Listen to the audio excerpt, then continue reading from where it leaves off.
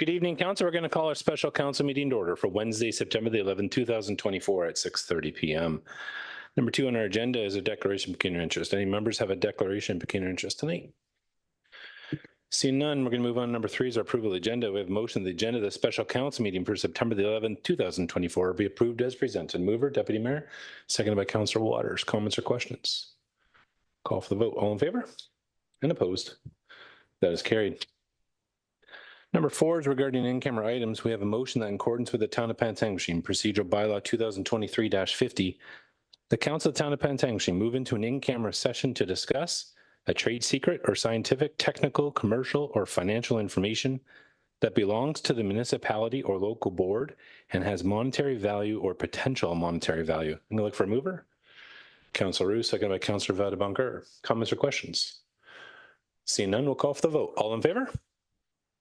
And opposed? And that is carried.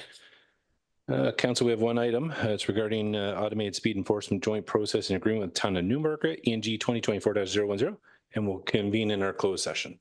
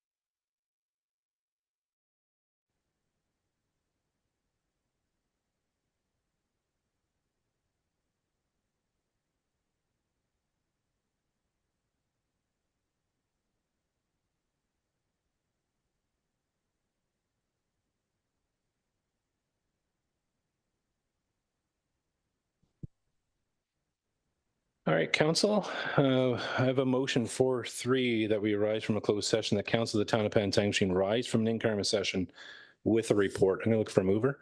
Council Roux, second by Council Waters. We'll call for the vote. All in favor? And opposed? And that is carried. Number 5 is reports from in-camera from meeting held. We have a recommendation that council directs staff to enter into a joint processing agreement with the town of Newmarket for the provision of automated speed enforcement services within the town of Penetanguishene. And that staff be directed to proceed with option A, that the town of Newmarket provide a processing center to the town of Penetanguishene for the provision of AMP services as outlined within Schedule B of the agreement. I'm going to look for a mover. Moved by Councillor Waters, seconded by Councillor Vadebonkar. Further comments or questions? Seeing none, we'll call for the vote. All in favor? And opposed? And that is carried. Moving on, number 6 is a question period from medium public. We have no one here. I assume, Amber, there's no one online for this session. All right, seeing none, we're going to look to adjourn at 6:42 p.m. Moved by Deputy Mayor, seconded by Councillor Roux. All in favor? And that is carried. Thank you.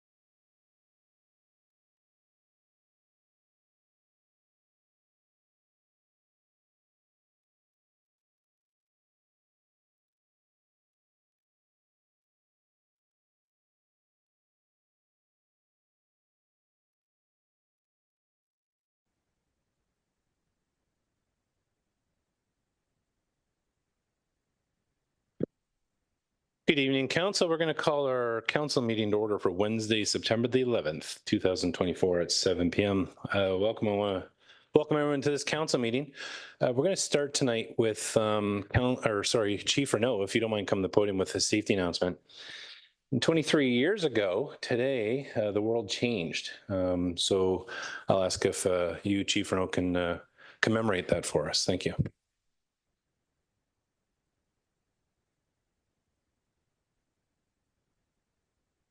In the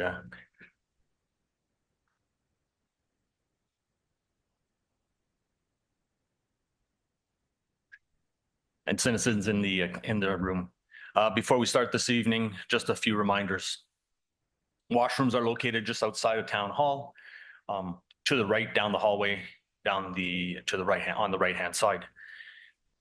Town Hall is protected by a single stage fire alarm system. Should the fire alarm system go off, please exit the building through the rear or the side doors. Make your way down to the parking lot next to the church. In the event of a medical emergency, please dial 911. The address here at Town Hall is number 10 Robert Street West in Penetanguishene. And just as a reminder, we have a public access defibrillator just outside of Town Council here on the wall. I wish you a safe evening. Bonjour, mesdames et messieurs, et bienvenue à la ville de Penetanguishene et la salle de conseil pour la réunion du conseil. Couple de messages avant que nous commençons. Les chambres de bain sont situées juste à l'extérieur de la salle de conseil, à votre droite, au bout du corridor. Le système d'alarme à feu est un stage qui protège cet édifice. Si l'alarme à feu sonne, veuillez quitter l'édifice par la porte à l'arrière ou de côté et on se rejoint dans le stationnement de l'église. En cas de problèmes médicaux, veuillez signaler le 911. L'adresse ici est le numéro 10 rue Robert à Penetanguishene. Et je veux vous rappeler qu'il y a un défibrillateur public juste à l'extérieur de la salle de conseil. Je souhaite une bonne soirée et une bonne réunion. Merci. Thank you.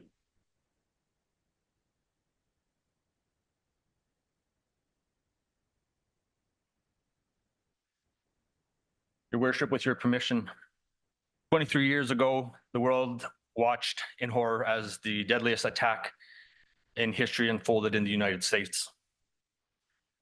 At 8:46 a.m., a passenger aircraft struck the North Towers of the Twin Towers in New York City. At 9:03 a.m., a second passenger aircraft hit the South Tower of the Twin Towers. At 9:37, a third passenger aircraft struck the Pentagon. At 9:59, the South Tower collapsed, killing all first responders and people inside.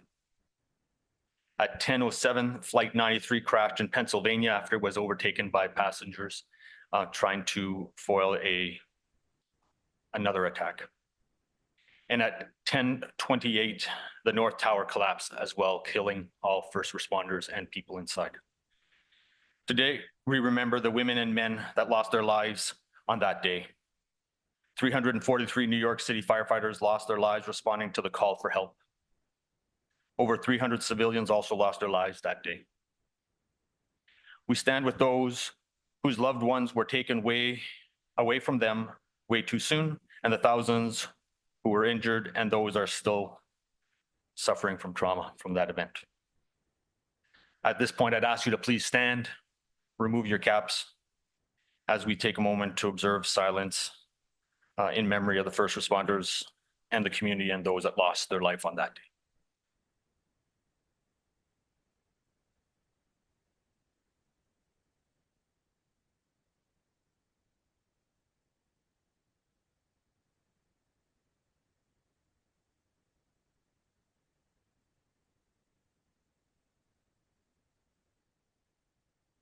Very good. Thank you very much. Thank you, Your Worship. Thank you very much, Chief Renaud, and thank you for helping us remember. And thank you for the work that you and your team and first responders do in protecting our community. Thank you so much.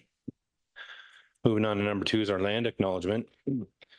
Penetanguishene respectfully acknowledges that we are on the traditional and treaty territory of the Nishnabek people and their ancestors, now known as the Williams Treaties First Nations territory. This includes Chippewa Tri-Council, comprised of Bosley First Nation, Rama First Nation, and the Georgina Island First Nation. Alderville, Curve Lake, Hiawatha, and the Mississaugas of Scugog Island First Nations. Also once home of the Huron-Wendat, and more recently the historic settlement of the Métis, Penetanguishene is now home to many Indigenous peoples. Penetanguishene is proud of its Indigenous name, and more importantly, that for thousands of years, it has been and will continue to be an important homeland and gathering place for Indigenous people. We recognize that we are the stewards and caretakers of these lands and waters, and are responsible to ensure that our Mother, the Earth, is here for future generations. Council number 3, we're going to move on to our council commitment. I'm going to ask council if we can rise. And Councillor DeRush, can you lead us off, please?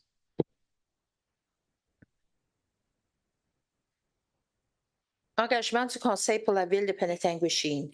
Nous sommes reconnaissants des nombreuses grâces accordées à Penetanguishene et à ses citoyens, dont la liberté, les possibilités et la paix dont nous jouissons. Que nous soyons des intendants dignes de tout ce qui nous a été confié. Nous demandons que toutes les personnes présentes et celles qui n'ont pas pu se présenter nous aident à promouvoir une bonne gouvernance, que nos décisions à titre de membres du Conseil soient éclairées et que nous soyons tous renforcés à prendre conscience de nos devoirs et responsabilités. Que l'on nous accorde la sagesse, les connaissances, la volonté et la compréhension qui nous permettront de préserver la bonne fortune de la ville au bénéfice de tous, ainsi que de faire de bonnes lois et prendre de sages décisions. Merci de votre présence. Thank you very much, Councillor DeRush. And Councillor Vadabunker. Thank you, Worship. Council commitment for the town of Penetanguishene. We are grateful for the many gifts which have been bestowed on Penetanguishene and its citizens, including the gifts of freedom, opportunity, and peace that we enjoy. May we be worthy custodians of all that has been entrusted to us. We ask that all in attendance and those that could not be here assist us in promoting good government. May our decisions as members of council be enlightened, and may we all be strengthened in our awareness of our duties and responsibilities.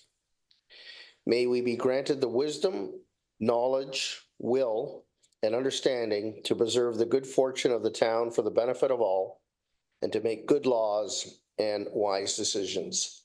Thank you for attending.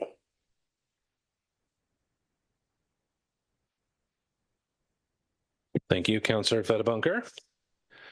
Council number 4 is our approval of the agenda. We have a motion that the agenda of the regular council meeting for September the 11th, 2024 be approved as presented. It's moved by Deputy Mayor LaRose, seconded by Councillor Waters. Comments or questions?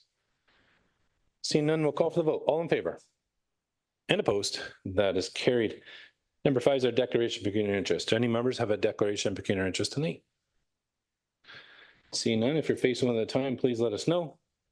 Number 6 is our open forum. It's an opportunity for members of the public to bring any issues forward to council you'd like us to know. We ask that you register with the clerk before the meeting. Madam Clerk, do you have anybody registered for the open forum this evening? Thank you, Your Worship. We have one member of the public registered for open forum this evening, Wendy Craik, who will be speaking about traffic calming measures on Thompson's Road and below. Thank you very much. The podium is yours. And you have 2 minutes.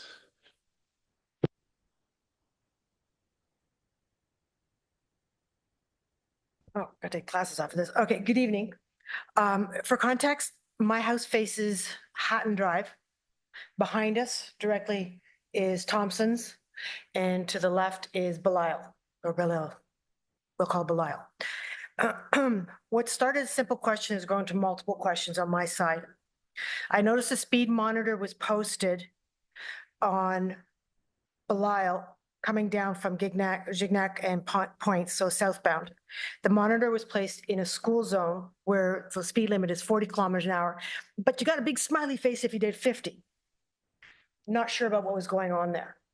So I spoke to several of the neighbors and asked, like, do you guys know what's going on here? Nobody seemed to know what was going on. I said, okay, I took it upon myself to come in, and on the 31st of July, I spoke to the ladies at the front, extremely helpful. They are sweet, sweet ladies. But I also filled out a complaint and inquiry form on the 31st. It was a simple question I had on there. Why is it there?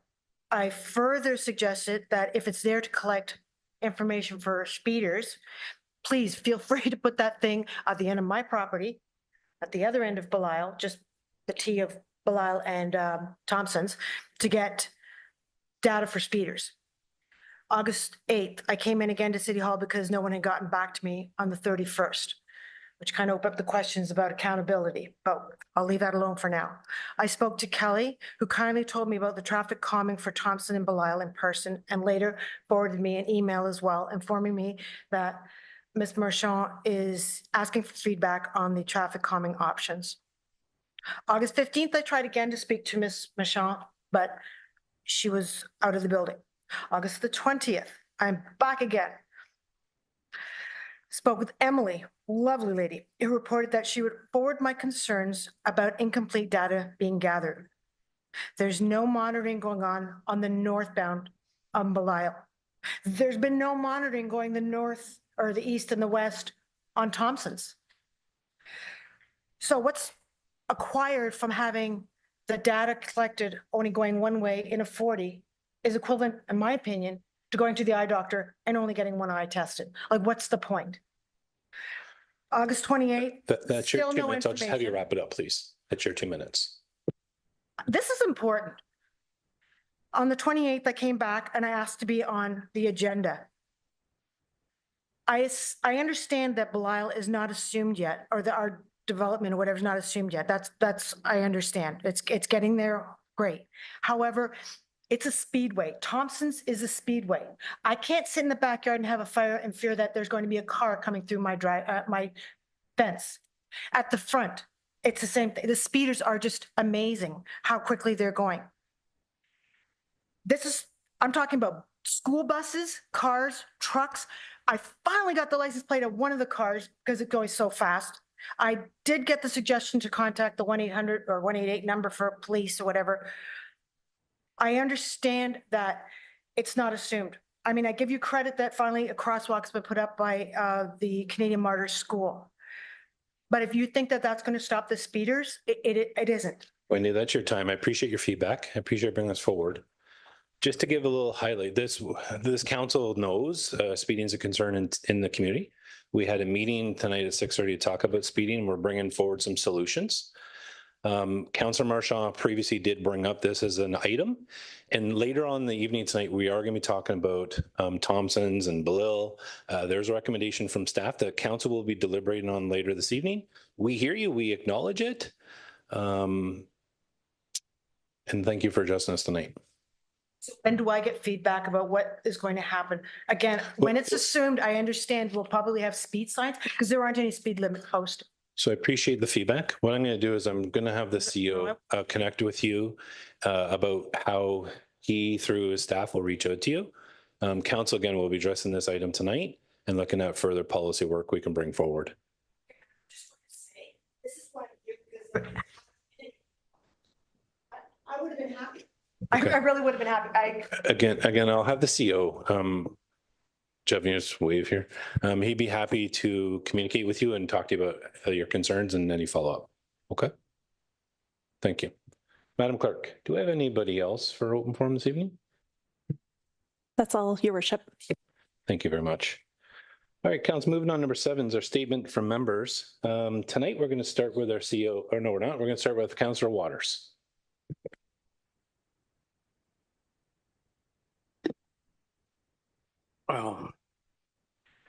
So what did I do since last meeting? We had a budget meeting last night with the library, which will be going to the board. I think we have to wait till October for that. It was kind of productive. It looks like we're going to be starting to be open on Wednesdays. So that's kind of a good thing, or hopefully we'll be open Wednesdays. I was at a meeting prior to that for a short time about the UNESCO Park at the French Center last night. Today I had a rather lengthy conversation about a water museum in town. I don't know what else I've been doing. A lot of people coming in and talking. Lots of one-on-one talk conversations. And I guess that's about it. Thank you, Councillor Waters. Councillor Rush. Thank you very much. On August 23rd, I did attend the youth night at Bayside Soiree summer soiree, and it was great. My grandson had a great time. So certainly kudos to staff for putting on such a great event throughout the summer. Always a big hit for our community. And again, I really did enjoy that special evening dedicated to youth. Along with my colleagues, I attended the AMO conference, and I'll let others speak to that because I'm sure people will have lots to say. I did attend the seniors barbecue on September 5th. I think we probably had around 300 people attend. Big kudos again to the Wellbeing and Accessibility Committee who volunteered. They volunteered to help out with the barbecue, which of course makes the work light for staff and for council. So again, really awesome evening, or actually lunch. I did attend the SSE meeting on September 6th on behalf of Councillor Marchand, I'm the alternate.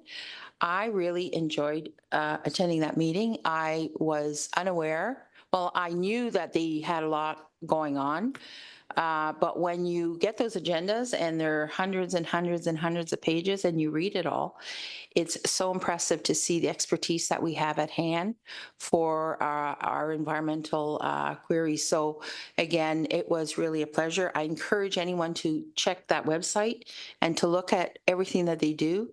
It certainly gives us a different perspective as to the value that they bring to the table.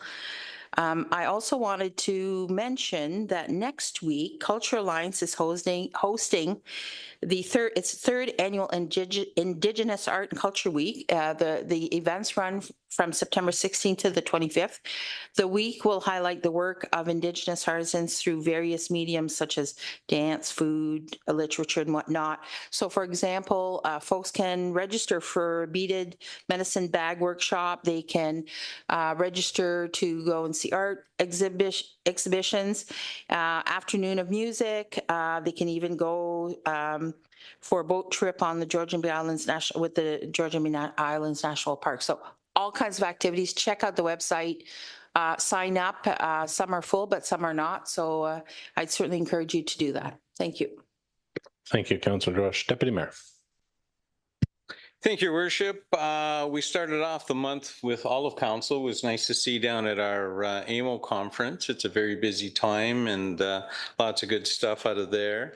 I, as well as yourself, Councillor LaRue and Councillor Drush, was helping at the barbecue at the seniors event.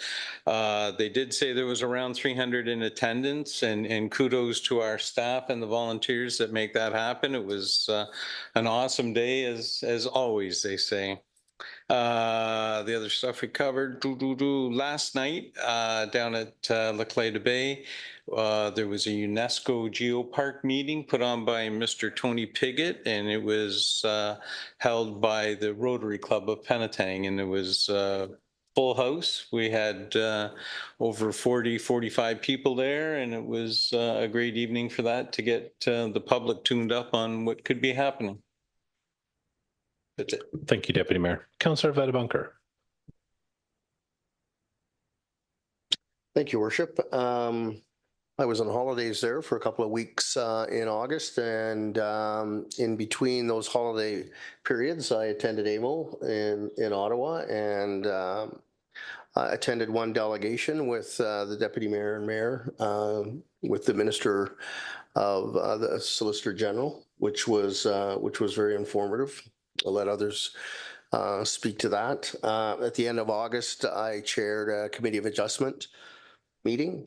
And September 5th, we had our Town Dock Advisory Committee meeting. Again, a very productive meeting on the 5th. And on 6th, I was September 6th, I was part of the Town of Penetanguishene team representing the municipality at the Town of Midland golf tournament. That's it, Your Worship. Thank you so much, Councillor Vedabunker. Councillor Roux. Thank you, Your Worship. I probably will be touching on a few things that other members of council have already touched on, but one to me is the Friday night soirees that I attend quite regularly. I miss very few of them, and I have to say that they were very successful again this year with great attendances, thanks to Cole and the rec department. Kudos to our rec administration staff and our volunteers for another great seniors barbecue, over 300 in attendance. I attended the Volunteers Appreciation Barbecue on Sunday. Thanks to the Friends of the Penetanguishene Centennial Museum for a great barbecue and entertainment. Reminding everyone that our rec department has a great lineup of events for fall and winter, and they're all listed on our website. Anyone interested in a great winter sport, you can sign up for a 4-week Learn to Curl program. All equipment included, just a clean pair of indoor shoes required. Thank you. Thank you, Councillor Leroux. CO Lees. Thank you, Your Worship. Just a couple quick things from myself. First and foremost, there's probably a face in the room this evening that might be a little bit unfamiliar to members of council and members of the community. Amber Elliott started with us approximately 3 weeks ago. Amber is our communications and IT coordinator. She is really the one that runs the show at these council and committee meetings, as we all know.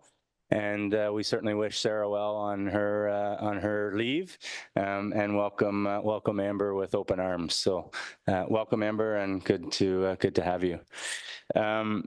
I won't touch on the museum and AMO. I think it's already been touched on a little bit. And then I'll just briefly mention that I did participate in Main Street Business Walkabout in the middle of August with His Worship and Inspector Pittman with the OPP, and certainly produced effective results and effective information from our local businesses. Thank you, Your Worship. Thank you, CO Lees. Thank you, Councillor, for your updates. So I was proud to represent our community at the Métis Nation of Ontario held their annual meeting at Discovery Harbour. Great event. We actually met and canoed across, and the Lieutenant Governor was here to participate with us. Great participation. The place was packed. I think it was a phenomenal event, and I think it was great that it was held here in our community. So I want to thank Métis Nation of Ontario for their participation here at their annual meeting. I just want to comment on CO Lee. So we did do our walkabout. We still have another day to go, but we're almost done most of our businesses. And we were thankful to have Detachment Commander Todd Pittman with us. We did hear from several businesses this year, a lot of crime and theft happening within businesses. That's been quite concerning. It's actually staggering the amount of money that when you add up the amount from the businesses that they told us. We're doing a little bit of brainstorming how we can work together on this. I know the CEO and I have had some preliminary chats. We're going to follow up with the inspector about that and see how we can bring the businesses together, see how we can try to find some resolution. So we'll bring up some more information as we learn more. We'll comment about AMO. A great time. I'm glad everyone was able to come. We did do 3 delegations. We did delegate to the Solicitor General regarding our Central North Correctional Center policing costs. I can say confidently that the ministry and the minister knows full well our position. I would say every time we're meeting, we're getting more traction. We're going down the path. Yet again, we did not leave with a check, but we did leave with, I would say, congruence in our path. And I think they understand our position, they understand where we're at, and I think we're just at the point of figuring it out. But we did leave it by saying we are going to continue being an advocate for our community. So we'll continue doing that advocacy work. We also delegated to the Ministry of Finance regarding heads and beds and how that really hasn't changed for decades, and how we need to advocate, again, because that burdens fall into our tax base. We heard from the ministry at that delegation, there will be no changes. But this is where we need to be loud and proud and lean on AMO and other municipalities to help us with this. And finally, we did also delegate to the Minister of Accessibility for Ontario about long-term care regulations and how we can really protect our people better. So thank you for those of you that participated. I think we did a great job. COLEs, I think we also need to give special appreciation for staff. You gave us the tools to be successful. I think the packages were tremendous. So thank you to the staff that gave us that information to proceed. Okay, moving on. Number 8 is our proclamations. We have a motion that the following proclamations have been given due consideration be approved. We have 3 this evening. Franco-Ontarian Day, September the 25th, 2024. Our second one is Coaches Association of Ontario National Coaches Week, September the 16th to the 22nd of 2024. And the North Simcoe Breastfeeding Coalition, National Breastfeeding Week, October the 1st to the 7th, 2024. I'm going to look for a mover for these proclamations. Deputy Mayor LaRose, seconded by Councillor Leroux. Comments or questions? Seeing none, we'll call for the vote. All in favor? And opposed? And that is carried. Number 9 is a public meeting. We do not have one this evening. 10 is delegations and presentations. We have 2 this evening. Council, Amber, is Jay Anstey on for his presentation?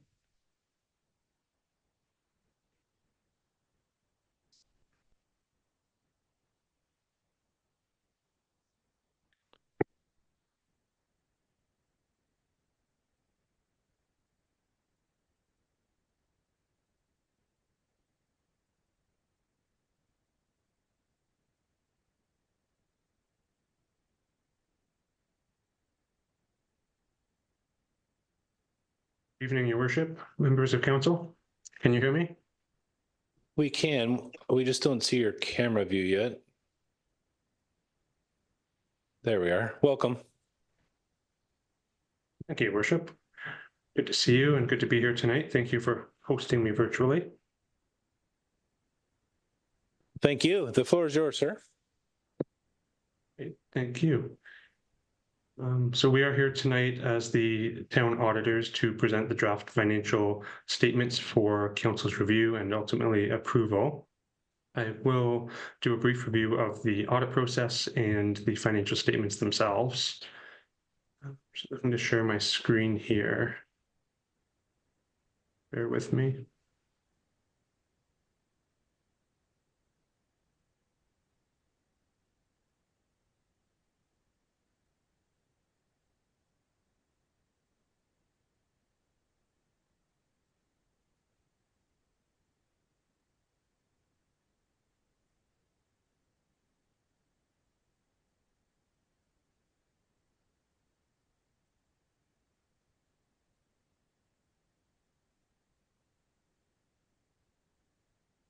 There we go. So as usual, we are here to present the draft financial statements, and a copy is included in the agenda package tonight. We are presenting a clean, unqualified audit opinion as we have in all prior years as auditors of the town. And that means the financial statements are free from material misstatement and presented in accordance with public sector accounting standards. In addition to the financial statements and the audit report, we do also issue 2 letters each year, and those are the management letter and the audit reporting letter. The audit reporting letter is attached to the agenda package, and the management letter is forthcoming. Both do report that there were no significant issues found, no control weaknesses. And while we do obviously discuss process and policies and procedures with management throughout the course of our audit, there were no significant findings or recommendations that we have in our management letter this year. One item in our audit reporting letter that is new this year is there are 2 new accounting policies that the town has adopted. These were requirements from the public sector accounting standards handed down by the CPA of Canada that were mandatory requirements to adopt these policies. One of them is regarding financial instruments, and that policy is actually resulted in no changes to the financial statements, so you won't actually see any impact, even though it is disclosed in the statements and in our reporting letters. And then the other is the asset retirement obligations. I will go over that as we flip through the financial report presentation, and you also will see it on your agenda package tonight to approve the adoption of the official policy for this new accounting standard. Also new this year and a one-time audit was an additional report for the attestation to a legacy grant that was received. So that was a special piece of audit work that we had done, specifically requested from the Department of Canadian Heritage to audit the grant and the spending of the grant. And again, that was a clean audit report, and all spending was in accordance with the grant and the requirements of the grant. I'll do a brief financial overview, and I'll start with the consolidated statement of operations. I always do like to note that the financial statements presented are in accordance with public sector standards, which often do vary from what council is used to in the internal accounting records and what Treasurer Billiard may present throughout the year, and what you're used to seeing from your budget. An example of this I always like to give is reserve transfers, where council may see that as a revenue source to fund projects or purchases from reserves as a revenue source under PSAB. It is not actually shown as revenue. So there are some differences, and I will go over those nuances and highlight them here. Starting with operating revenue, the budget of 19.3 million compared to actual operating revenue of 21.5 million. So we see $2.2 million higher than budget. Operating revenues are those taxation, user charges for water and wastewater for the town, library, arena fees, all of those types of revenue. Those were largely in line with budget. The areas that we saw over budget were government grants of $854,000. That was $380,000 over budget. OMPF came in slightly higher than budgeted, as well as there were several smaller grants that the town did receive that added up to this over budget revenue. And then the main area was actually investment income.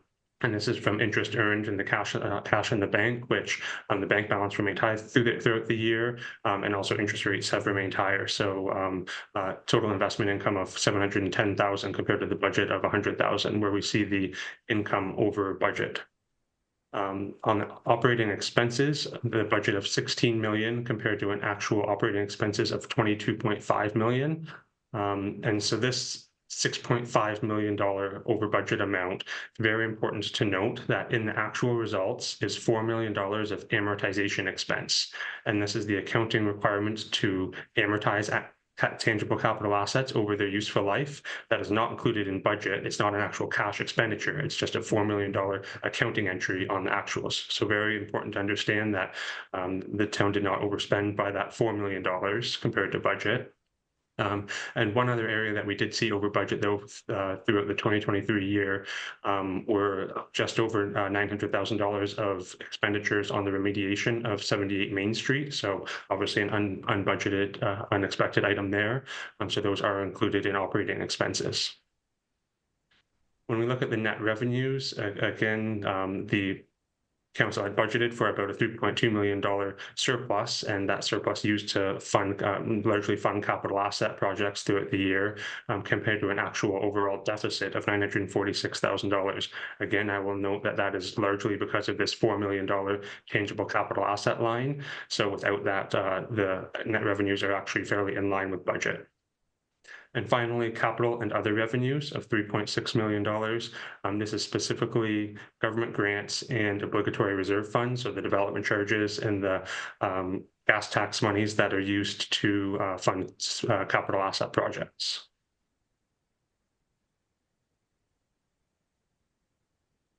Flipping to the consolidated statement of financial position, and just an overall comment on the financial position of the town. What we see throughout the statement is very consistent year over year, low risk that you will see throughout my presentation, while continuing to invest in tangible capital assets.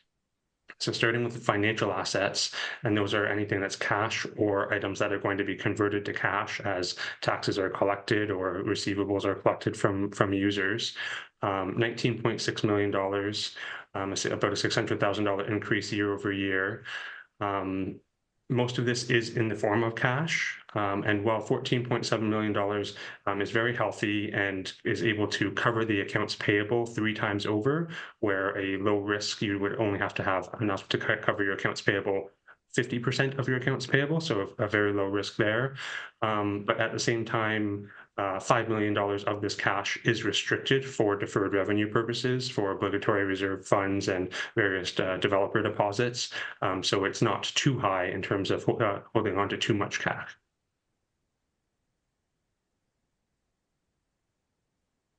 Looking at liabilities, again, very consistent year over year, the $23.5 million and $823,000 increase year over year. And this is all really in accounts payable. And these are really just trade accounts payable that are due to timing because of several projects that were ongoing at year end, as well as the purchase of a tanker truck right near the 2023 year end.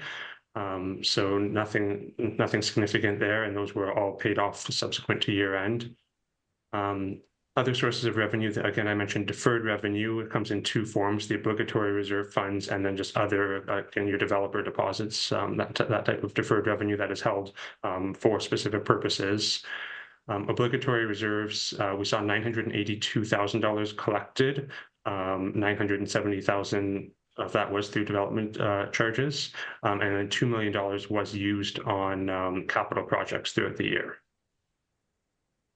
The next two lines, employee future benefits and asset retirement obligations, are two significant estimates that are required in PSAB financial statements.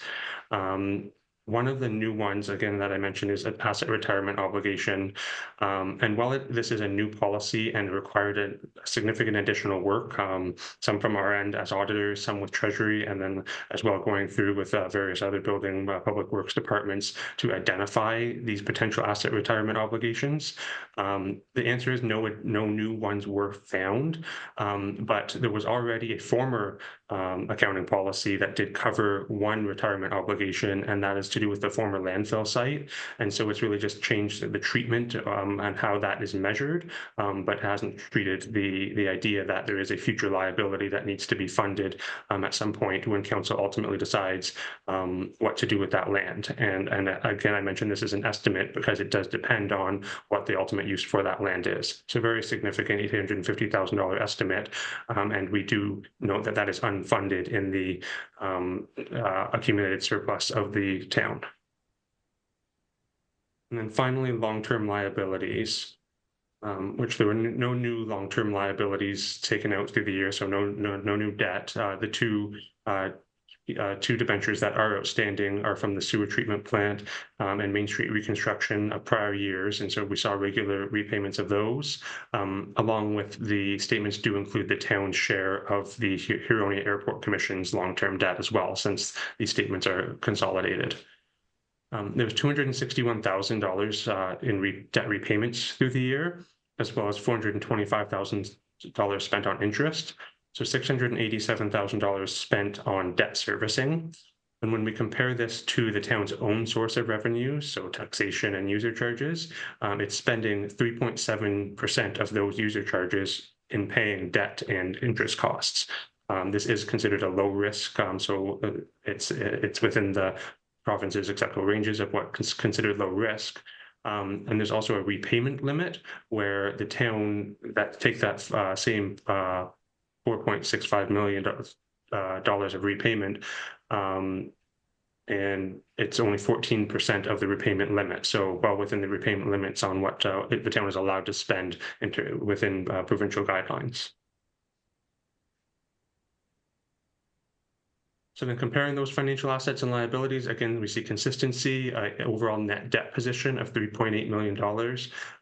As I always mention, net debt does sound scary, but that is okay. We're comparing total financial assets to total liabilities, and that does include that $11.8 million of long-term liabilities I just referred to that is going to get paid off over the next 2 decades. So it's not that we expect to pay those off right away. And as you can see from the financial indicators here, we're still in a low risk range, even if we are, as long as our net debt compared to own source revenues is less than 50% of that amount. So again, a low risk category.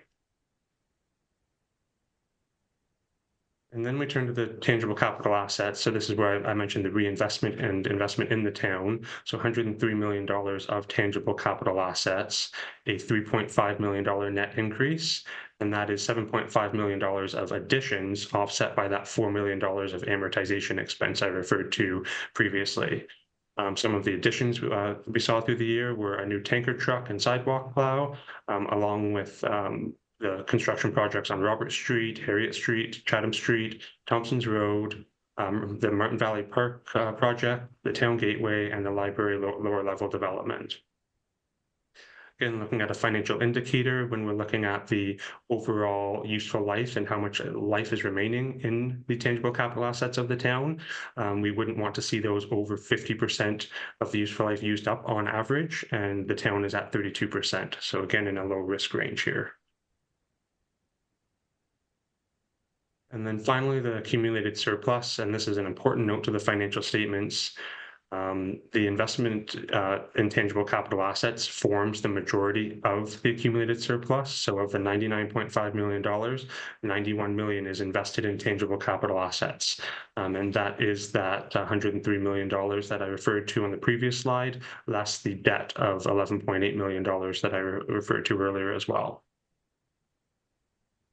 General area taxation, we do see a decrease in that area, and that is mainly from the deficit during the year, and specifically related to the Main Street reconstruction, where the expenses have been incurred, but the revenue is yet to be collected and recovered as of the 2023 year end.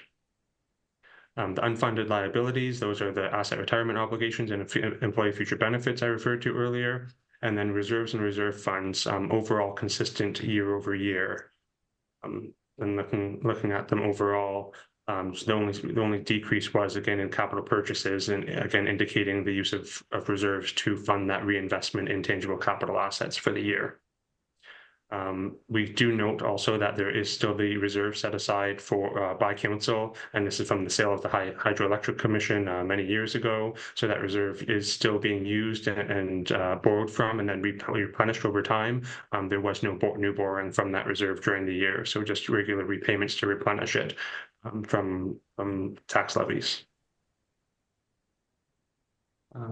Those are the highlights I wanted to go over with council. I'm happy to take any questions, but I do also want to thank Carrie and the Treasury team, as well as, again, working with some of the other town staff with asset retirement obligations. We got to see them, and they were a pleasure to work with our audit team, particularly Zach Telfer on our audit team. Thank you so much, Jay. Good news story, it sounds like overall. Thank you for your work, and thank you, Carrie. Council. Comments or questions? Okay, seeing none, council, I do have a motion for us tonight, and it's that council approve the 2023 audited financial statements, audit reporting letter, legacy grant attestation report, and the 2023 financial year-end report as presented. I look for a mover, Councilor LaRue, seconder, Councilor DeRush. Comments or questions? Seeing none, we'll call for the vote. All in favor? And opposed? And that is carried. Thanks again for your presentation tonight, Jay. We appreciate it. Enjoy the rest of your night. Thank you, Your Worship.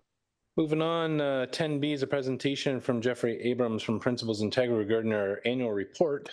Amber, is Mr. Abrams online? There he is. I am indeed. Welcome. Thank you. Welcome. The floor is yours. Thank you, Mayor. Janice can't be with us this evening, so I'm happy to present your annual report, and I'm happy to follow the auditor's good news story on financial compliance with our own good news story on council's ethical compliance. And as you know, Mayor, the annual report is intended to inform you and the general public on the ethical wherewithal of the town, its elected officials and its appointed officials. And if I can, I won't take too much of your evening, but I do want to walk through just a few bits of the report you have before you. And I'll start, as I typically do, with a reference to the graphic that appears on the second page. You don't necessarily have to look at it. It shows in a relatively colorful way the various functions of an integrity commissioner, starting with our consulting role, helping our municipal clients in preparing and developing codes of conduct and other policies that govern ethical behavior, and providing education, such as what I'm doing tonight, internally and externally. Our most important role, just to emphasize it once again, is the advisory role, our ability to provide advice to each of you on request.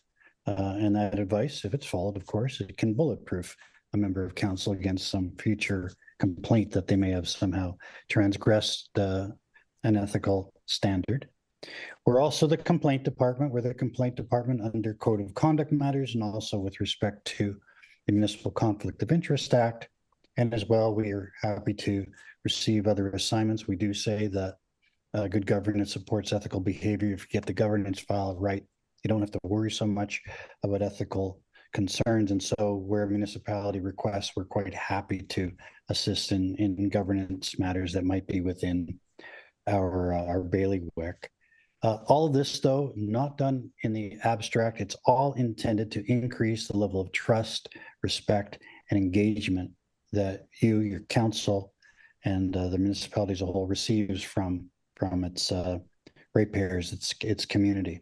And that's we think that's our view of the whole scheme. What we do is generally confidential. Of course, with education is open, and there's some matters which are open when we choose to report publicly. That's open, but most of our activity is confidential under the statute.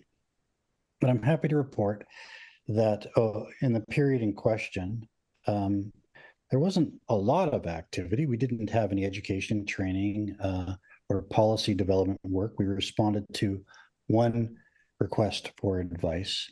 There were 3 complaints that were filed with us. All of them were disposed of without the need for a full investigation and a recommendation report. So there were no findings against a member that would have triggered a report to council. In each of the cases, we write a disposition letter, and so as is our obligation, we explained our decision to both the complainant and the respondent member involved.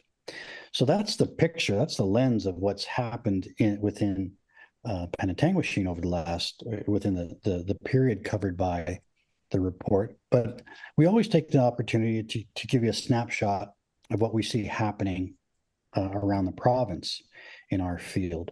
And as usual, there's attention to be paid to addressing breaches of confidentiality, leaks from either within council meetings or of other confidential information. It is what we consider to be a cardinal concern. And so we do, if we make a finding that a member has knowingly released confidential information, we typically come in with a stern recommendation, usually involving a recommendation for a monetary sanction. There's also continuing to be an issue. Members sometimes struggling with their obligation to avoid conflicts of interest. And so the conflict of interest field is the area in which we receive most requests for advice, which is good, and that's helpful. We're able to guide members with respect to that. But I did want to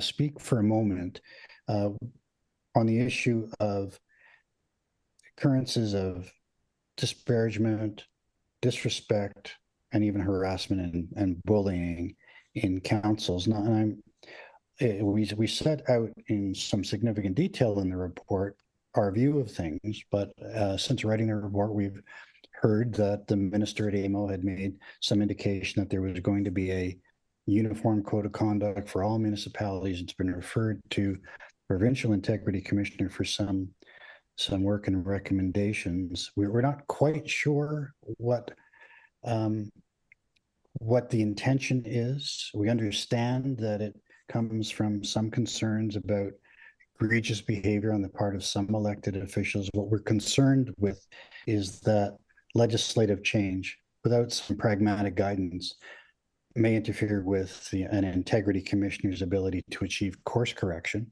in a timely, fair, and frankly affordable way.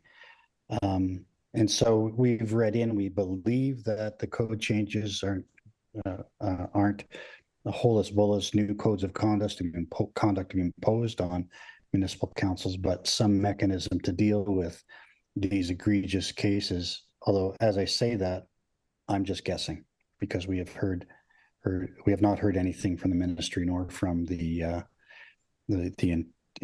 Provincial Integrity Commissioner as of yet. And one of the reasons we're concerned about this, as we do set out in the report, is that it may well force every complaint might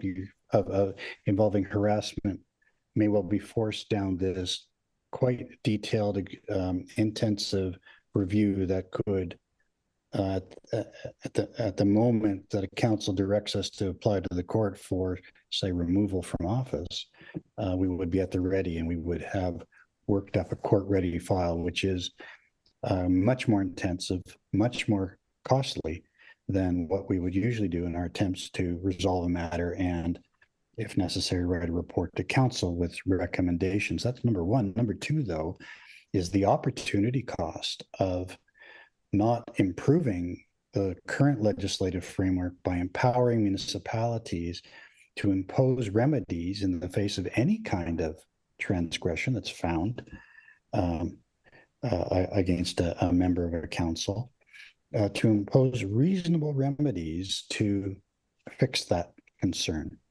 And we typically report in 3 or 4 months' time if one were to contemplate going to court to remove a member from office, for example.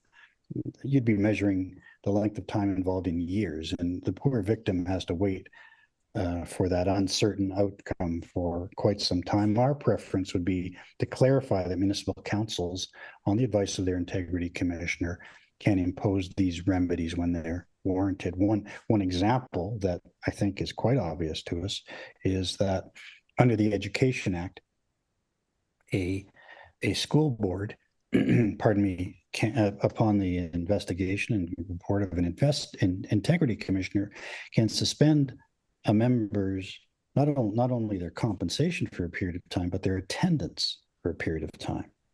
And that in and of itself can remedy a number of situations.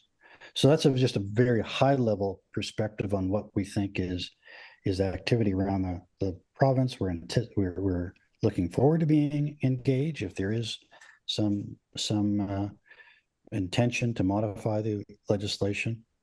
And if that happens, we'll be advising our municipal clients accordingly.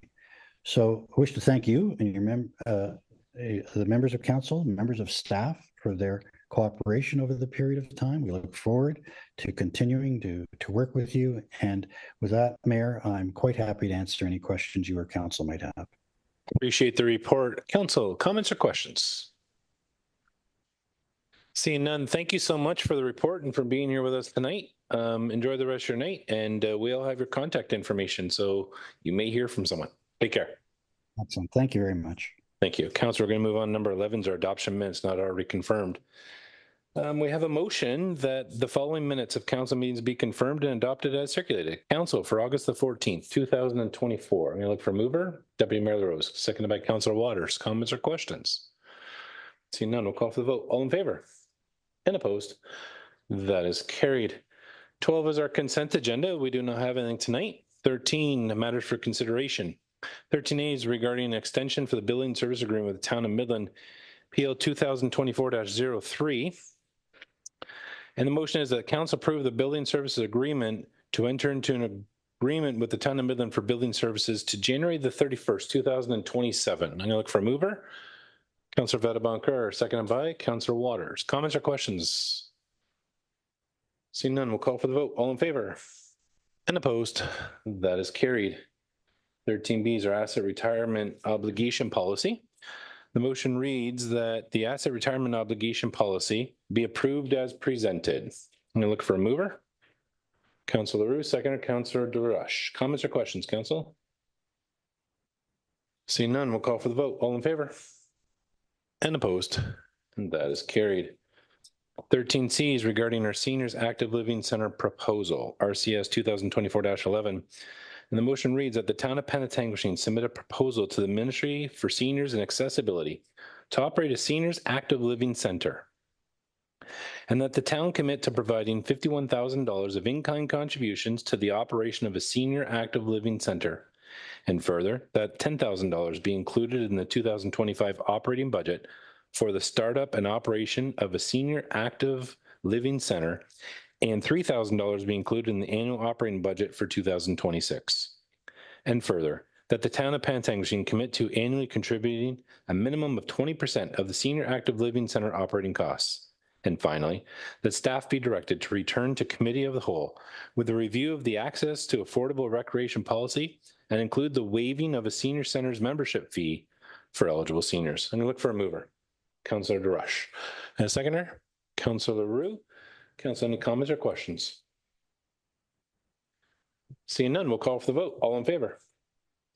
And opposed? And that is carried. 13D is regarding a transit bus purchase, RDS 2024-16. The motion reads that council approve the quotation submitted by Vicinity Motor Corporation of $230,750 for the supply of a 2019 Vicinity Classic Transit bus. And We'll look for a mover. Councillor Waters, seconded by Deputy Mayor LaRose. Comments or questions? Seeing none, we'll call for the vote. All in favor? And opposed?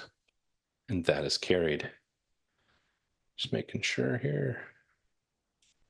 All right, moving on, number 14 is regarding presentation consideration of the report committee of the whole for last month. I'm going to start with Councillor Roux, if you can help us out with the Recreation Community Services section report for last month, please. Thank you, Your Worship. On the consent agenda, there were several items. One was the outdoor rink was reported with Lions Club agreeing to maintain it through the winter, and our newly acquired artificial ice pad will be set up. The Senior Active Living Center funding, which we've just discussed this evening. The skate park and waterfront park was discussed, and basically the recommendations will be to either improve or replace. There was one matter for consideration, and that was that the town of Penetanguishene create a summer cultural festival ad hoc committee with Councillor Bonita DeRush as the council rep on the committee. Thank you, Councillor LaRue. So we have a motion that the recommendations contained within the committee of the whole report related to Recreation Community Services section be approved. Moved by Councillor LaRue, seconded by Deputy Mayor LaRose. Comments or questions? Seeing none, we're going to call for the vote. All in favor? And opposed? That is carried. Councillor Councillor Vedabunker, Planning and Development Services section, please. Thank you, Worship, and I'll start by thanking Councillor Roux for chairing that in my absence last August, and also to Council, I apologize for the lighting in the room that I selected to participate in the meeting virtually. The lighting, if you recall, wasn't the best. So anyway, thank you. So at the August 14th Planning and Community Services section, we dealt with one consent item, and it was the July monthly municipal law enforcement activity report. There was one action report, and that was a report from our director dealing with two bylaws, a proposed fence bylaw and a proposed boundary fence bylaw. And the recommendation is that council consider two new bylaws at its next available meeting. And those two bylaws are on the council agenda later this evening. We had one referral item was removed from the referral list for 51 Dunlop Street, and that was the only change. And that concludes the summary of the section meeting at August 14th. Thank you very much, Councillor Vedabunker. We have a motion. The recommendations contained within the committee of the whole report related to Planning and Development Services section be approved. Moved by Councillor Vedabunker, seconded by Councillor Waters. Comments or questions? Seeing none, we'll call for the vote. All in favor? And opposed? That is carried. Councillor DeRush, can you help us with the Finance and Corporate Services section, please? Councillor Waters.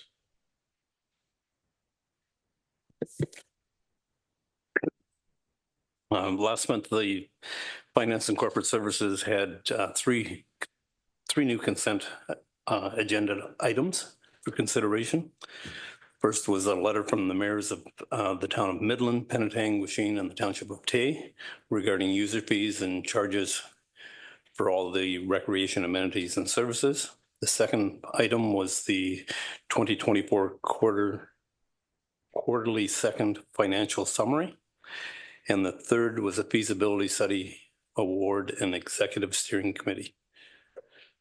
There was one matter for consideration, and that was the funding for the Georgian Bay General Hospital MRI, and that was it. So on behalf of the section, I'd ask that you approve as presented. Thank you very much, Councillor Waters. We have a motion. The recommendations contained within committee of the whole report related to Finance and Corporate Services section be approved. Moved by Councillor Waters, seconded by Councillor DeRush. Comments or questions? Seeing none, we'll call for the vote. All in favor? And opposed? And that is carried. In our transportation environmental services section last month, in our consent agenda, we had a couple items, the Midland Penetanguishene Transit Ridership Report. We had a Payette and Lepage Water System Inspection Reports. And we also had an update, progress update regarding the corporate-wide work order system. We had a couple motions, Council. One was regarding the Ojibwe Landing Human Health Risk Assessment, as well as disposal of surplus assets. And we had no additions to our referrals. Deputy Mayor, can you move those? I sure can. So the motion is that the recommendations contained in the committee of the whole report related to transportation environmental services section be approved. It's moved by the Deputy Mayor, seconded by Councillor Vadabunker. Further comments or questions? Seeing none, we'll call for the vote. All in favor? And opposed? And that is carried. 15 is presentations and consideration report for special committees. We have none. 16 is motions of which notice has previously been given. We have one this evening. 16A is regarding exemption of keeping certain animals by law, and that was brought forward last month by Councillor Waters. The motion that Councillor Waters brought forward last month was regarding the council provide an exemption to bylaw 2014-29, being a bylaw to prohibit or regulate the keeping of certain animals within the town of Penetanguishene. To resident Sarah Ladisar in order to allow her house a pig. So it's moved by you, Councillor Waters. I'm just going to look for a seconder and then we'll open up for discussion. Can we have a seconder on that? Councillor DeRush. Councillor Waters, the floor is yours for the debate. I don't know what all to say about it. Apparently it's a little more than just a pig. It's a smaller pot-bellied pig. We're not talking about a Yorkshire pig, which is what I had when I was younger. I had a pet pig. It's going to be a housebound animal. The bylaw refers to one individual and it refers to a single pig. Should this pig happen to cease to be a pig at some point, there would have to be another application to get a second pig. Comments or questions on Councillor Waters' motion? Seeing none, we'll call for the vote. All in favor? And opposed? That is carried. 17 is notice of motion. Council, any members have a notice of motion tonight? Seeing none, we're going to move on to consideration of bylaws. We have a motion of the Council of Town of Penetanguishene to introduce the following bylaws. Bylaw 2024-40, a bylaw to prescribe the height of and description of fences and privacy screens within the town of Penetanguishene. Bylaw 2024-41, a bylaw to determine the appointment of costs and boundary fences in the town of Penetanguishene. And that the bylaws be read a first time and deemed to be read a second, a third time, and carried. I'm going to look for a mover. Deputy Mayor LaRose, seconded by Councillor Vadabunker. Comments or questions? Seeing none, we'll call for the vote. All in favor? And opposed? And that is carried. Everyone knows the mayor and deputy mayor sit at the county of Simcoe. Every month, the deputy mayor provides an update of what's been happening to the county. So, Deputy Mayor. Thank you, Worship. It was our first meeting back at county since AMO. We did spend a majority of the day talking about one subject, and that was from our governance committee. There's looking at possibly restructuring how council sits. How many members, that type of information. I just wanted to bring it up so we know council has, at county has not made a decision yet, but it also requires a triple majority. So any decision that is made at the county would have to be approved by all 16 municipal lower tier councils such as ourselves. So I just wanted to bring it up to make sure that you would be aware. So sometime in the next month or two, if there is a change, a report will be brought forward for this council to make a decision. The rest of the day was spent with some regular updates after the summer break, and that's all we have for tonight. Thank you very much, Deputy Mayor. Council, moving on, number 20 is our announcements and inquiries. Do any members of council have an announcement or inquiry? I have one. I want to say thanks for the angels. I know they've now been lit up and you can see them light and proud. So thank you, Sherry, for making that happen. I think it looks great. Elise, any announcements or inquiries on behalf of administration? Thank you, Your Worship. None this evening. Thank you. Thank you. We're going to move on to our confirmation bylaw. that the confirmation bylaw 2024-42 be signed and sealed by the mayor and clerk. Moved by Councillor DeRush, second by Councillor Vadabunker. Comments? Call for the vote. All in favor? And opposed? That is carried. And we're adjourning at 8:04. All in favor? We'll be back in 10 minutes. Thank you.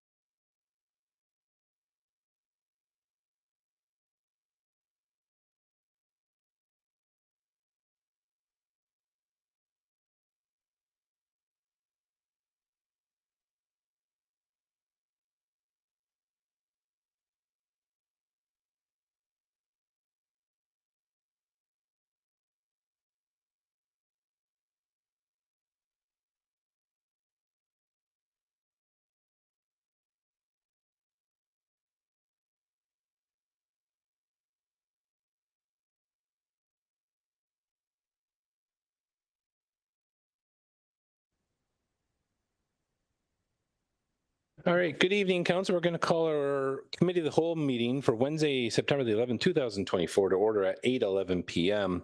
We have approval of the agenda, a motion that reads that the Committee of the Whole agenda for September the 11th, 2024 be approved as presented. I'm going to look for a mover. Councillor Waters, seconded by Councillor Drush. Comments or questions? Seeing none, we'll call for the vote. All in favor and opposed? That is carried. 3 is declaration of pecuniary interest. Any members have a declaration of pecuniary interest tonight? Seeing none, we're going to move on to presentations and delegations. We have none. 5 is our council information package. Before I read this motion, council, does anybody have anything you want to pull from the council information package? Councillor Vadabunker. Just a comment, Your Worship, on one piece of correspondence. That's it. Oh, it was just a letter from the Ministry of Infrastructure dealing with the Robert Street West Wells treatment system grant application under the Housing Enabling Fund, and we were not successful, unfortunately. So it would have been nice had we received a grant for that project, but we weren't successful. So perhaps next time. That's it. Thank you. Thank you, Councillor Vadabunker. I believe we heard at AMO that will be another release is coming this fall, my understanding. So we'll be ready. Council, anything else from the CIP you want to pull for discussion? Okay, see none. We have a motion that the council information packages have been given due consideration be received for information. It's moved by Deputy Mayor LaRose, seconded by Councillor Roux. We'll call for the vote. All in favor? And opposed? And that is carried.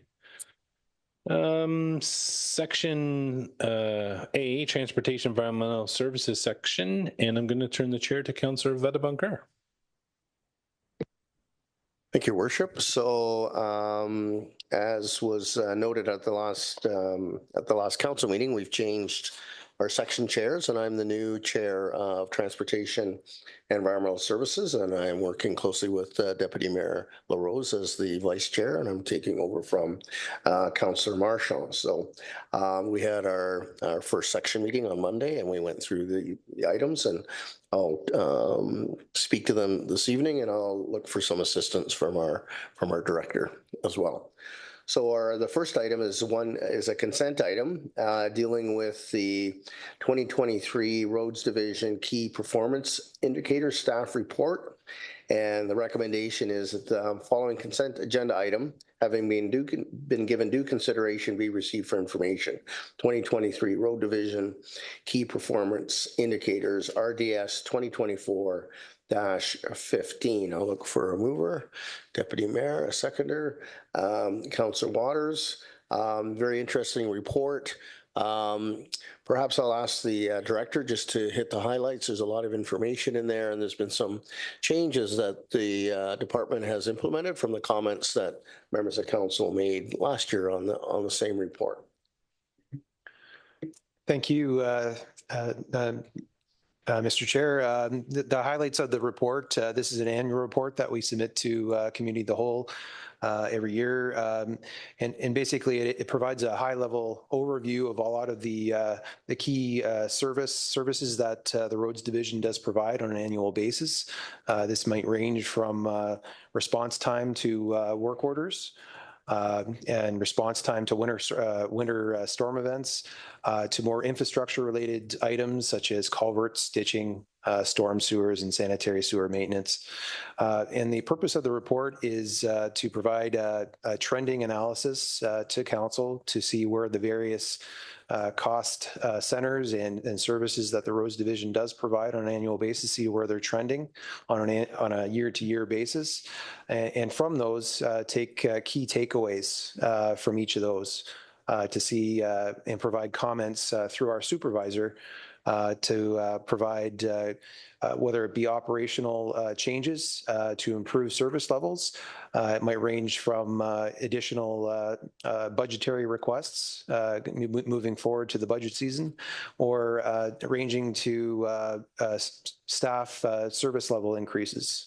So providing those key takeaways to council and to provide that information on an annual basis. Thank you, Mr. Director. Any questions of the director on the report? Seeing none, it's already been moved and seconded. All those in favor? Opposed? None. The motion carries. So we have one action item, and I'll read the recommended action and look for a mover and a seconder. This pertains to traffic calming measures for Belil Road and Thompson's Road. This was the subject of that deputation that we heard a little bit earlier in the council portion of our meeting tonight. The recommendation is that council approve the implementation of the following traffic calming measures on Belil Road.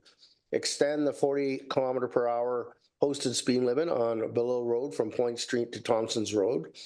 Installation of a level 2 type D pedestrian crossover at Belil Road and Janak intersection in accordance with the Ontario Traffic Manual, Book 15, and extend the community safety zone on Belil Road from Point Street to Thompson's Road. May I have a mover for that, please? Deputy Mayor LaRose, a seconder, Councillor Waters. Mr. Director, did you want to just touch on the key points in your report, please? Thank you, Mr. Chair. This is a referral report that was identified earlier this year to investigate some of the speeding and traffic complaints that we've been receiving in this area of town. The Public Works staff took that information back. We've provided some traffic speed data collection in that area as referred to at the delegation tonight.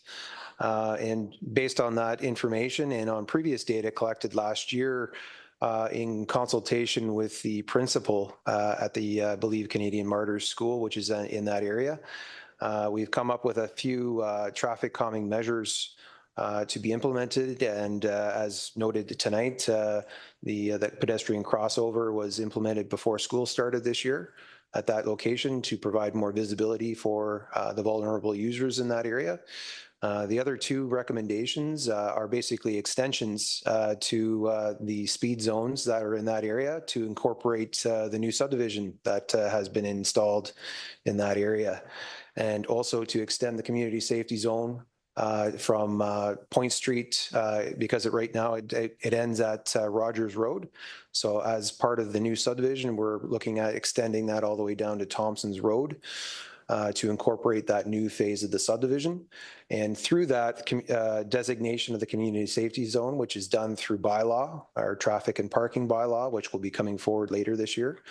That'll enable us to, if necessary, implement automated speed enforcement in that area to enforce speed limits. Thank you very much, Mr. Director.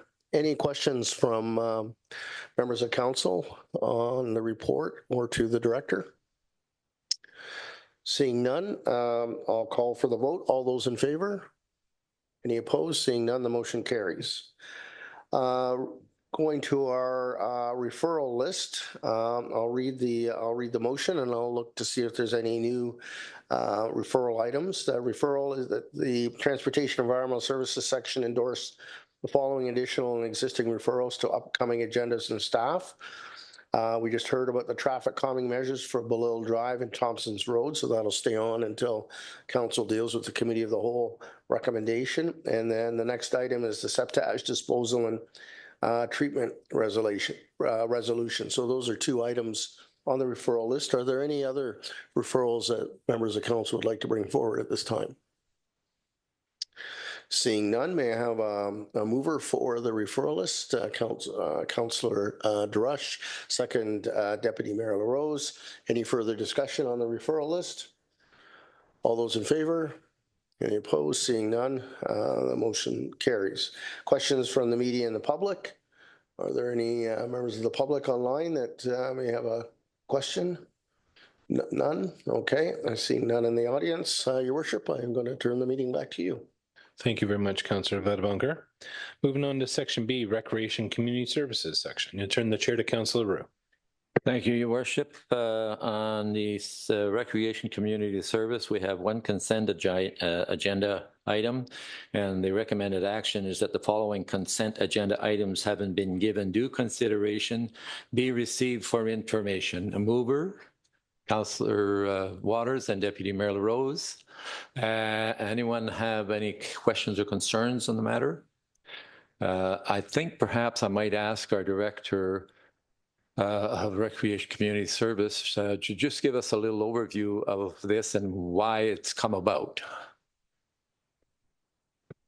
Sure. Thank you. Thank you, Mr. Chair.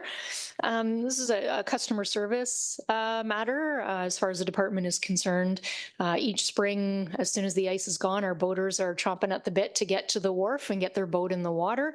We promised our customers that we would take a look at this to see if we could make it available earlier in the season. There is a cost implication. Obviously, we would have to start the harbor master earlier in the season to do the spring startup. We consulted with our slip users, and the majority would not like to see an increase to the rates to see that service level enhancement.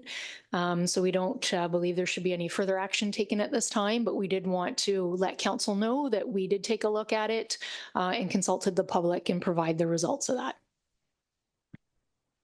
Thank you, Sherry. Any questions, concerns? No? And call for the vote. All in favor? Thank you. It's carried. Moving on to matters for consideration, we have two. The first one is the Memorial Park concept designs, and the recommended action there is that the 2026 capital project for Memorial Park include concept designs, public consultation, and detailed engineering designs following council adoption of a design. Mover, Councillor Waters, His Worship, seconder, all in favor? And that is carried.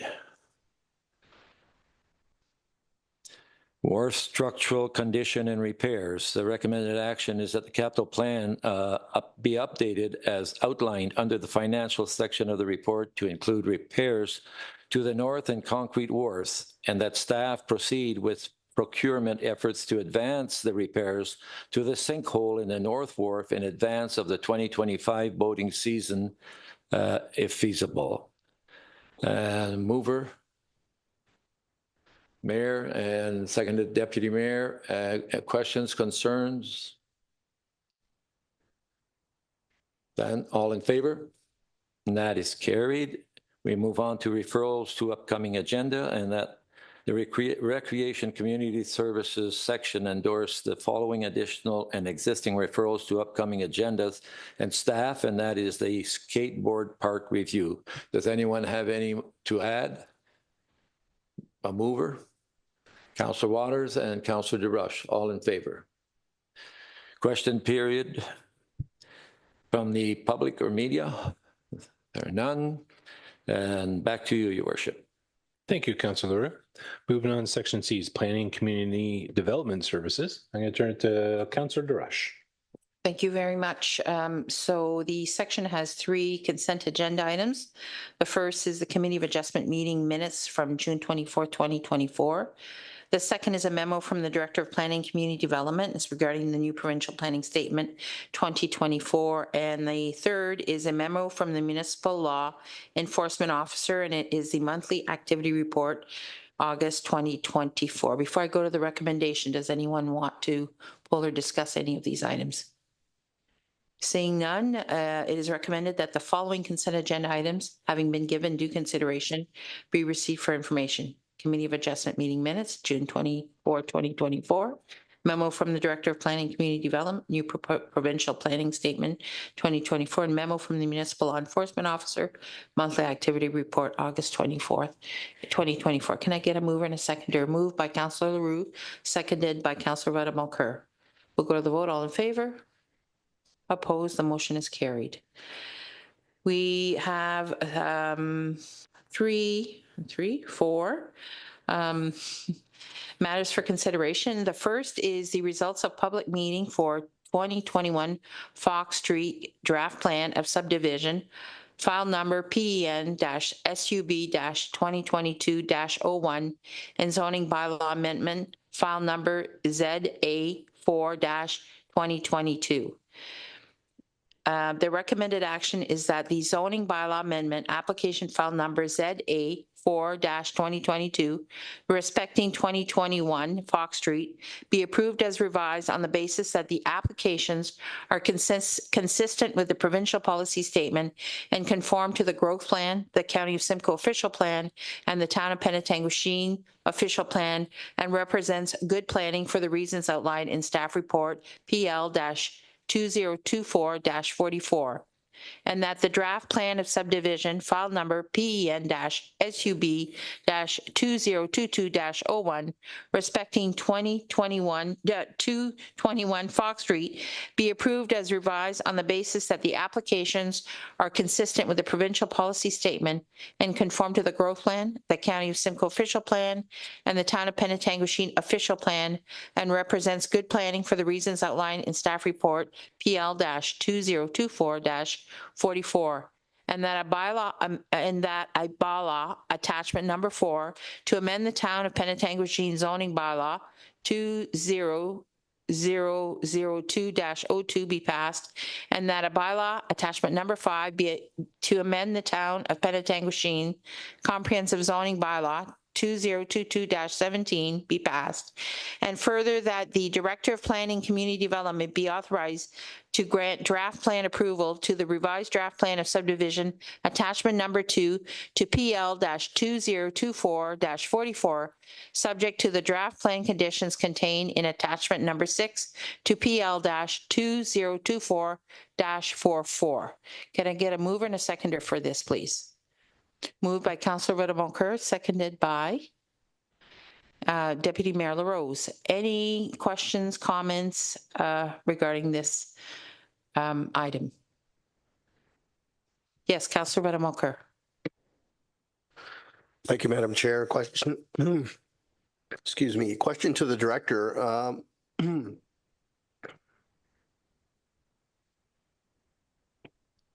There were lots of public comments on this particular plan, lots of public engagement. I noticed that the draft plan has been revised. There's lots of open space that's been designated on the plan. Several blocks have been noted as open space. Could you just take a couple of minutes just to describe some of the other changes that have been made to this plan versus the earlier versions of this plan in response to the public comments? Thank you. Thank you very much. Through you to Councillor Rodemoncoeur, I'm actually going to defer. We have a planning consultant, Jamie Robinson, who has been managing this file on behalf of the town, and Jamie's joined us online, so I might defer that question over to him. Thank you. Welcome, Jamie. Hi, good evening. Can you hear me okay? Yes, we can. Thank you. Great, thanks. Through you to the councillor, in terms of, there were a lot of public comments provided on the original draft plan of subdivision. There was a public, so the application's actually been reduced down to 80 townhouse units.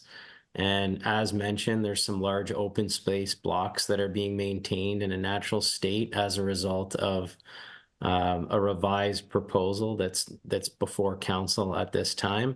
There was a public meeting previously held on this application where some additional comments were provided.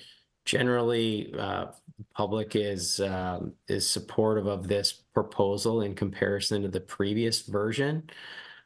We've incorporated recommended conditions of draft approval that address a number of comments specifically related to environmental matters, protection of those open space lands, specific draft plan conditions related to stormwater management and construction traffic management and construction management as well. So there's draft plan conditions that are included that would require the preparation of a subdivision agreement to ensure there's appropriate agreements and mechanisms in place to properly manage the build out of this proposed development if approved.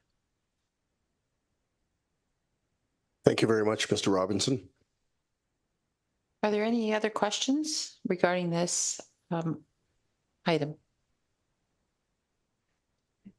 Seeing none, I believe I did get a mover and a seconder for that. Yes. So we'll go to the vote. All in favor? Opposed? The motion is carried. Thank you so much, Jamie, for joining us this evening. Thank you very much. Have a great rest of the evening. Thank you. The second item is Building Services, PL 2024-39. The recommended action is that the town of Penetanguishene include funds in the 2025 capital plan for the building department to complete a comprehensive review of building permit fees, and that council direct staff to discuss a reduction in the customer service and staffing levels with the town of Midland to reduce the financial report. Can I get a mover and a seconder, please? Moved by Councillor Leroux, seconded by Deputy Mayor LaRose. I trust that you've read this report. Are there any questions or comments to be made? Seeing none, we'll go to the vote. All in favor? Opposed? The motion is carried. The third item is regarding public meeting, results from the public meeting. So the it's a recommendation report and results of public meeting for zoning bylaw amendment ZA 2-2024- our town initiated housekeeping amendment, and it is the PL report PL 2024-47. The recommended action is that the council of the town of Penetanguishene has determined that zoning bylaw amendment application ZA 2-2024 is consistent with the provincial policy statement and conforms to the growth plan for the Greater Golden Horseshoe, the County of Simcoe official plan, and the Town of Penetanguishene official plan, and that zoning bylaw amendment application ZA 2-2024, being a municipally initiated housekeeping amendment, be approved, and further that council pass a bylaw to amend the Town of Penetanguishene comprehensive zoning bylaw 2022-17 to enact ZA 2-2024. Can I get a mover and a seconder for that, please? Moved by Councillor Waters, seconded by Councillor Leroux. Any comments or questions regarding this item? Yes, Councillor Buttamaker. Thank you, Madam Chair. I just want to thank staff for reviewing the matter that was raised by Mr. Stewart pertaining to the size of an accessory dwelling unit and making the adjustments in the housekeeping amendment to address not only his comments, but the comments that were made by members of council at that last meeting. So I just wanted to say thank you for that. Thank you for those comments. Any other questions or comments? Seeing none, we'll go to the vote. All in favor? Opposed? The motion is carried. The final item is the results of the public consultation on the draft telecommunication tower notice protocol, PL-2024-47. And the recommended action is that council approve the draft telecommunication tower notice protocol in accordance with staff report PL-2024-47. Can I get a mover and a seconder for that, please? Moved by Councillor Leroux, seconded by the Mayor, Rawson. Any comments or questions regarding this report? Councillor Leroux. Thank you, Madam Chair. Just to touch on it, I did attend the public meeting that was held, and I just have to report that our planner, Andrea, did an excellent job on this report and has put a lot of work into it. And I certainly am glad to see that we're going to move this along. Any other comments from anyone? Seeing none, we'll go to the vote. All in favor? Opposed? The motion carries. Referral items, we have 3 on the docket, and it is recommended that the Planning Community Development Services section endorse the following additional and existing referrals to upcoming agendas and staff. And the first is the cell tower public notification procedure. The second is the HCF Affordable Housing Project. And the third is 161 Church Street. Any additions to this list? Yes, Mayor Rawson. Thank you, Madam Chair. I'd like to add one that would enable staff to do an environmental scan and review with our partners regarding a loitering bylaw and the necessity of that, and also doing a little reach out and conversation with the OPP about that. This really comes from our Main Street discussions. Inspector Pittman recommended that we consider this. So I'd like to see if staff can do let's talk to our neighbors and see what this looks like and if we can find any connectedness with the others. And then if we deem it appropriate, bring forward a necessary bylaw. So I'd like to move that, please. Can I get a seconder? Seconded by Councillor LaRue. Any other comments regarding this item? Seeing none, we'll go to the vote to add this to the referrals. All in favor? Opposed, the matter carries. Any other items to be added? Seeing none, then we will vote on the remaining three referral items on the docket. Can I get a mover and a seconder, please? Moved by Councillor LaRue, seconded by Deputy Mayor LaRose. All in favor? Opposed, the motion is carried. And do we have any questions from the media or the public? Seeing none, we'll pass it back to you, Mayor Rawson. Thank you very much, Councillor DeRoche. Moving on to section D, is Finance and Corporate Services section. I'm going to turn it to Councillor Waters. Thank you. This is a new position for me. This year I get to co-chair two things. I get to work with Benita and with Councillor Marchand, who's away on holidays. So hopefully they're going to do all the talking from now on and I won't have to do anything. But today, because Councillor Marchand's away, I got to kind of fill in. So the first thing we have is Finance and Corporate Services, and we have 3 consent agenda items. The first being 2023 Building Department Annual Financial Report. Second, the Warming and Cooling Center. And the third is the 2024 AMO Conference Delegation Follow-Up. Would anybody like to pull any of these items for discussion? And our mayor would like to pull something. The second one, Warming and Cooling Centers, please. And on the other 2 items, I guess we're looking for a mover and a seconder then. So moved by Councillor Benita and our Deputy Mayor. And the vote would be all in favor, and that passes. And back to, I guess, our mayor for the second item. Thank you. I'm actually wondering if we can just defer this item back to staff.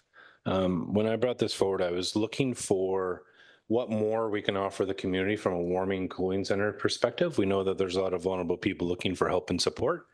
I know, for example, the library provides that service, but it's during operating hours. And I would like us to do a little more reach out and see what's available. I know the Legion's reached out to me on a couple of occasions. Is there a way that we could partner with them and we could use their facility? So I'm just wondering if through the CO, maybe if we could just refer this back to staff just to do a little more deeper review, maybe do a little more of a scan within the community. Maybe we can come back with some other options, but I'm just not 100% comfortable with status quo if we can. Again, Councillor DeRoche. Yeah, thank you. I did read this report with interest, and I realized that if we were to attempt to do any of warming or cooling centers, that there is a lot of resource that we would have to invest to make this happen. It's not as simple as getting a few people in there and just inviting folks to come in. So I know that in some of the surrounding areas, we do have locations that are deemed to be centers to receive folks. And I think maybe what we need to do is look at those and maybe make them known to the community, and if anything, possibly arrange to maybe get them there, or give them ways to get there through transit and whatnot. But I think this would be a big investment from staffing perspective and financially. So I'm not sure that at this point we should move forward with that. Thank you.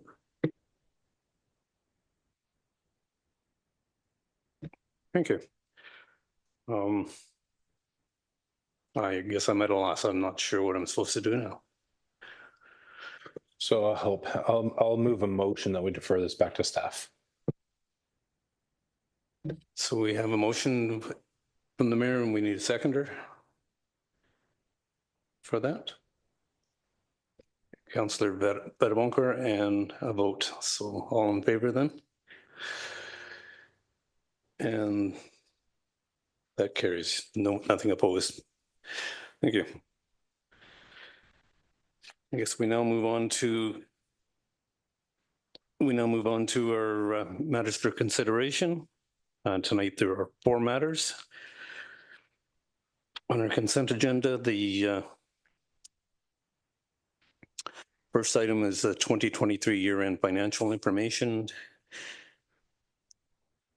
And I guess we need somebody to move this motion. Councillor Benita, second by Councillor Leroux. So would there be any discussion on this?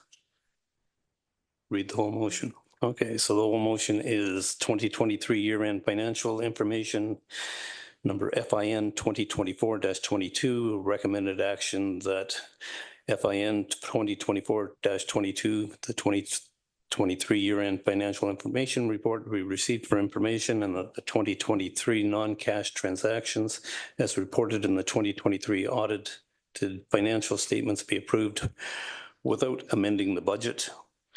And finally, that the 2023 reserves and reserve funds continuity schedule to be approved. And we have a mover and seconder, so we're looking for a vote. All in favor? And that passes. Second item would be the 2023 surplus analysis, FIN 2024-23, with a recommended action that $10,000 of the 2023 surplus be allocated to the fire department's volunteer firefighting training budget in 2024, and that $45,121 of the 2023 surplus be utilized to pay down the budget or the balance of the Public Works Fuller Avenue bike lanes internal loan. And this is 2 years early. And finally, that $155,352 of the 2023 surplus be transferred to the town's asset management reserve. And we need a mover on this. Councillor Betabonkar and seconded by Councillor Drush.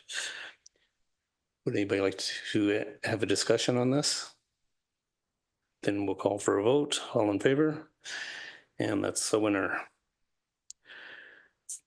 Third item would be the Records and Information Management Project 2025 capital budget request, number CL-2024-06, with a recommended action that $87,640.11,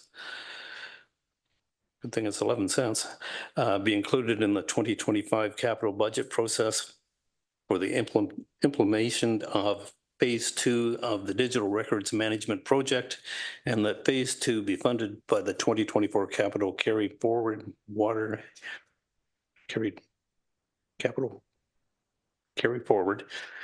and wastewater rates and service delivery review reserve. And we need a mover, Councillor Drush, and a seconder, Councillor Leroux. Anybody wish to discuss? Then we'll go for a vote. All in favor? And that's the winner. Number 4 would be the Fire Service Feasibility Studies Executive Steering Committee and Terms of Reference, FES-2024-08, with the recommended action that Council approve the Fire Service Feasibility Study Executive Steering Committee as presented, and that Council approve the Terms of Reference for the Executive Steering Committee. And do we have a mover on that? Councillor Drush, seconder, or mayor. Any discussion? All in favor? And that one's done as well. It's approved. Currently, we have 4 items on our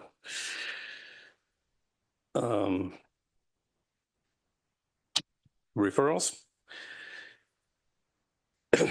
And the 4 items are, read them. So the recommendation is that the council, the Recreation Community Services Selection endorse the following, endorse the following additional and existing referrals to the upcoming agendas and staff.